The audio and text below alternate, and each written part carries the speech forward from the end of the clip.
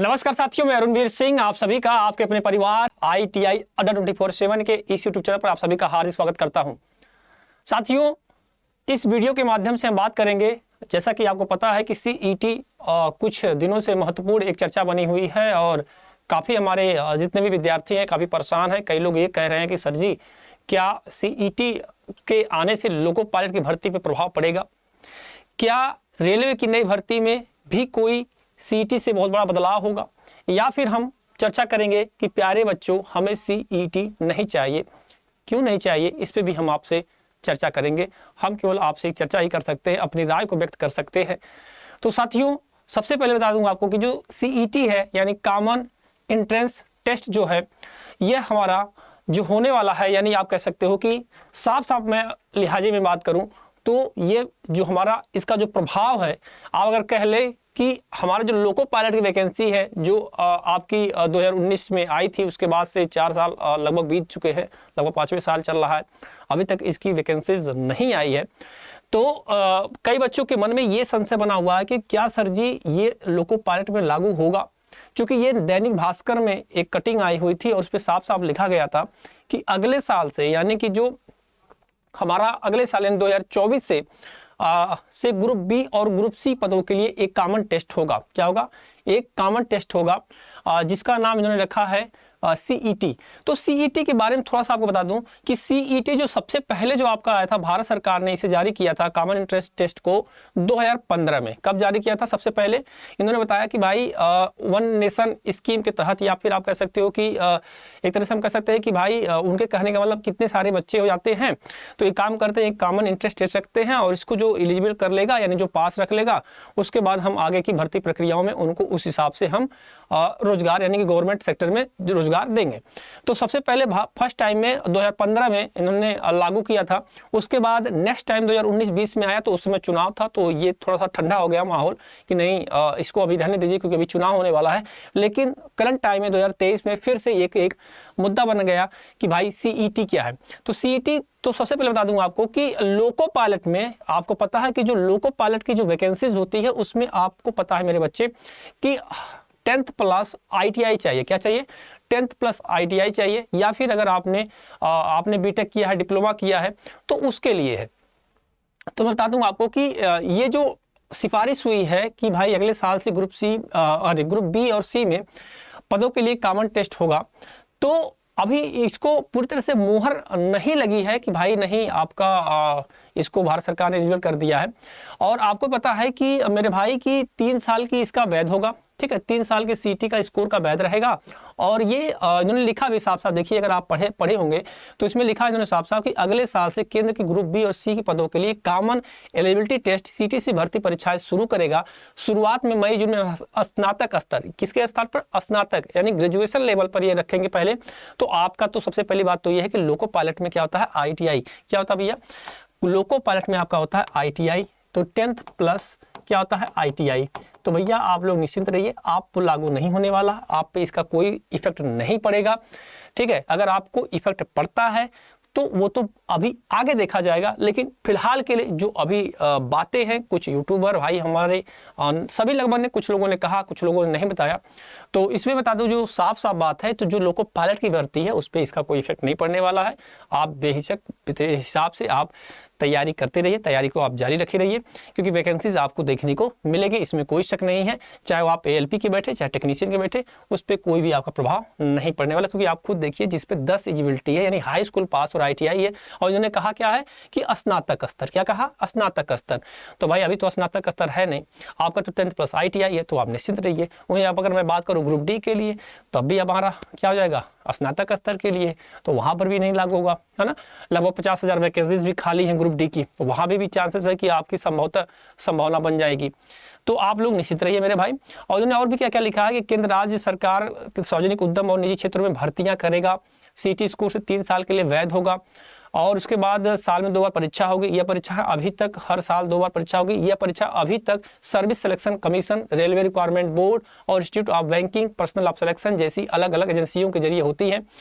NR के सूत्रों के मुताबिक CET के syllabus, exam scheme, fees, normalization के बारे में विशेषज्ञ परामर्श कमेटी का रिपोर्ट तैयार हो चुका है। आईसी की ओर से एनआईआर की परीक्षाओं के लिए डिजिटल प्लेटफॉर्म की परीक्षण का काम भी अंतिम चरण में है। एनआर ने इस रेलवे बोर्ड, बैंकिंग संस्थान और सेवा चयन आयोग को इस संबंध में चर्चा शुरू कर दी है। अभी चर्चा उन्होंने शुरू किया, अभी एलिजिबिलिटी नहीं है। तो भैया अभी आप निश्चिंत रहिए, हमारे जो लोग लोको पायलट वाले बच्चे हैं कि भैया क्या ये लागू होगा सीईटी, तो सीईटी आपका अभी लागू नहीं होगा। आप टेंशन ना लो, आप बिंदास तैयारी करो। हाँ, एक महत्वपूर्ण बिंदु मैंने यहाँ पर लिखा था कि बहुत बड़ा रेलवे की नई भर्ती में होगा बहुत बड़ा बदलाव, तो टेंशन ना लीजिए, कोई भी टेंशन लेने की बात नहीं है।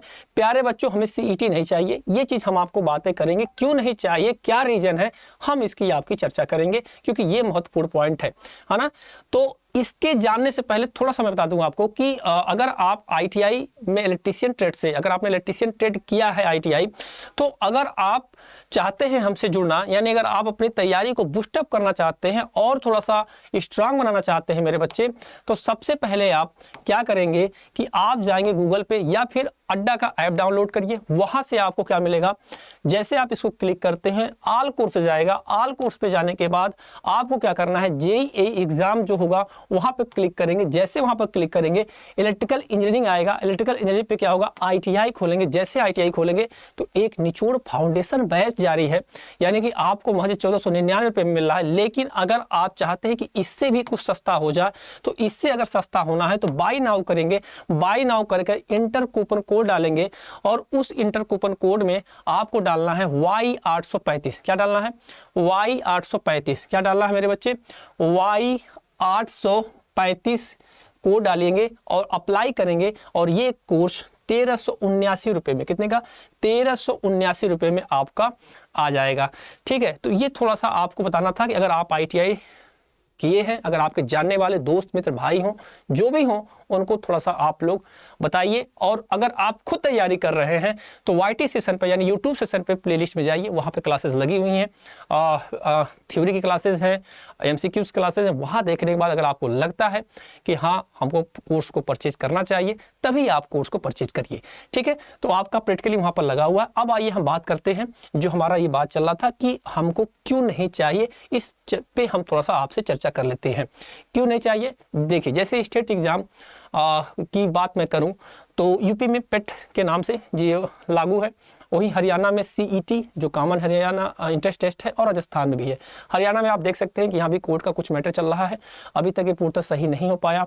यूपी की मैं बात करूँ तो अभी आप खुद देखिए कि एक साल में एग्जाम हो जाता है, और एग्जाम होने के बाद, राजस्थान की भी बात मैं करूँ चाहे किसी भी स्टेट की बात करूँ, एग्जाम होने के बाद वैकेंसी तो आती नहीं। और हम बता दें आपको कि भाई बच्चा अगर 2018 से तैयारी कर रहा है, या जैसे पूछ करो कि मैंने कहा कि भाई आरआरबी एनटीपीसी का उदाहरण मैं देता हूं आपको कि आरआरबी एनटीपीसी का 1 मार्च 2019 से पेपर हुआ। ठीक है, पेपर होने के बाद अभी 4 साल 5 साल के बाद अभी तक ज्वाइनिंग हो रही है, हो रही कि नहीं हो रही भाई। वही मैं अगर बात करूं आपसे तो केबीएस का भी ऐसा ही इंटरेस्ट था कि 2018 में वैकेंसी आई, 2023 तक अभी तक उसका एग्जाम चल रहा है। तो कहने का मेरे मतलब ये है मेरे बच्चे कि भाई हमको क्यों नहीं चाहिए, हमको क्यों नहीं चाहिए। आप खुद सोचो मेरे भाई कि भाई 2018-19 से अगर आप लगातार, मेरे कहने का मतलब ये है कि आप कभी पीईटी आता है, कभी स्टेट का सीईटी आता है, कभी ये चीजें आ जाती है। आप खुद सोचो मेरे भाई कि अगर आप पास हो, यानी जैसे 10th पास हो या फिर इंटर पास हो या फिर ग्रेजुएशन पास हो, मेरे कहने का मतलब ये है कि ये जो तरह तरह की जो आपकी स्कीमें आ रही हैं, जो सीईटी आ रही है, कभी पेट आ रहा है, जैसे सीटेट वाले परेशान हैं, जैसे हमारे टेट वाले एग्जाम देकर परेशान है, उनकी वैकेंसीज नहीं आ रही हैं। भाई मेरे कहने का मतलब आप थोड़ी थोड़ी वैकेंसी दो, क्योंकि बच्चे के अंदर भी मनोबल नाम की एक होती है, यानी कि कहने का मेरे मतलब है कि उसके अंदर भी एक सहनशीलता होती है। अगर आप बताओ कि अगर 2018 से कोई बच्चा तैयारी कर रहा है, रजनीकांत हीरो जैसा तो है नहीं कि उसके अंदर हमेशा पोटेंशियल भरा रहेगा, है ना, उसके अंदर तो पोटेंशियल भरा नहीं रहेगा।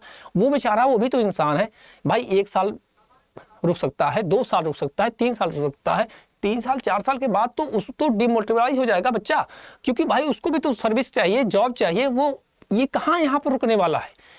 तो मेरे कहने का मतलब है कि भाई आप हर साल वैकेंसी का एग्जाम कराओ, यानी कि अगर आप थोड़ी थोड़ी वैकेंसी निकालो और हर साल पेपर कराओ, बच्चा ऑटोमेटिक 6 से 7 महीने या 8 महीने में सब कुछ फाइनल कराओ, आप अपनी नौकरी लो, फिर बच्चा जो आएगा आप कराते रहो। मेरे कहने का मतलब ये है, ये इसलिए मुझे प्यारे बच्चों सीटेट नहीं चाहिए, बाकी मेरा कोई ऐसा मान नहीं है। आप चीज़ों को देखिए, सुधारिए। देखने का मतलब, अब देखिए जैसे ये जो बनाते हैं सीईटी, कॉमन एलिजिबिलिटी टेस्ट और कॉमन इंटरेस्ट टेस्ट का जो भी बनाते हैं, भाई सरकार तो ऊपर बनाते ही नहीं, हमारे जो अधिकारी होते हैं वो अधिकारी ही अपनी चीज़ों को रखते हैं। अब अधिकारी तो पहले जो बड़े होंगे अधिकारी तो 20 से 25 साल पहले के स्टूडेंट रहे होंगे ना, अब तो वो तो अधिकारी हो गए हैं। तो आजकल के जो स्टूडेंट हैं उनका तो दर्द उनको पता नहीं। अब जैसे मैं सपोज करूँ, बात करूँ आपसे यूपीपीसीएल TG2 की बात करता हूँ, वहाँ पर अगर आपका एग्जाम 1 साल हो चुका है, अभी तक उनका कोई भी पता नहीं है कि भाई कब तक आप कराओगे। बस एक सूचना मिलती है कि चलो भैया आपका इसके महीने यानी अक्टूबर नवंबर के बीच में या फिर दिसंबर तक संभावना व्यक्त करते हैं। तो हमारे कई जानने वाले बच्चे हैं डीमोटिवेट हो चुके हैं, उनको लगता है कि भाई कब तक कब तक कब तक। और आप भी समझ सकते हैं, क्योंकि हम और आप जितने भी हमारे बच्चे हैं जो तैयारी करते हैं, लगभग हमारे एक तरह से कह सकता हूँ कि एक गरीब फैमिली से ही लगभग बहुत लोग हैं, और वो अपने आप को नहीं रोक पाते हैं भाई। तो मेरे कहने का मतलब है कि भाई आप हर साल वैकेंसी निकालो और हर साल जो भी चीज़ें आपको करनी है, जैसे आपकी रेलवे हो चाहे जो भी हो, जितने भी विभाग हो, आप 6 से 7 महीने 8 महीने में एग्जाम कराओ, बच्चे को नौकरी दो, फिर अगला बच्चा आएगा वो तैयारी करेगा वो निकालेगा, ऐसे ऐसे कराओ। मेरे कहने का मतलब ये है। बाकी आपको जो मेरी प्रतिक्रिया या जो भी बातें आपको जैसा भी लग रही है, आप अपनी बातों को भी सुझाव दे सकते हैं कमेंट सेशन में। अगर आप चैनल पर पहली बार विजिट कर रहे हैं, देख रहे हैं, तो भैया चैनल को सब्सक्राइब भी कर लीजिए, क्योंकि ऐसे ही आपको बीच बीच में अब बीच बीच में क्या डेली आपको ऐसे ही जो भी अपडेट मिलती रहती है, जिस तरह से अपडेट मिलती रहती है हम आपको प्रोवाइड करवाते रहते हैं इस चैनल के माध्यम से। तो आप एक बार चैनल को सब्सक्राइब भी कर लीजिए और क्या कर दीजिए, और भी जो भी दोस्त मित्र हैं वहाँ तक पहुँचाइए कि अगर लोको पायलट की तैयारी कर रहे हो तो परेशान होने की जरूरत नहीं है। सीटी से कोई प्रभाव नहीं पड़ने वाला। रेलवे की नई भर्ती में होगा बहुत बड़ा बदलाव, ऐसा कुछ भी अभी नहीं है। अगर हाँ ग्रेजुएशन लेवल की अगर बातें आएंगी तो उसकी भी हमारा इसका प्रभाव पड़ सकता है। और बच्चों में सीसी नहीं चाहिए, क्यों नहीं चाहिए, हमने आपको उसका रीजन बता दिया। ठीक है, तो बस इस सेशन में यहीं तक रखते हैं, मिलते हैं अगले वीडियो में। तब तक के लिए राम राम, जय हिंद, जय भारत।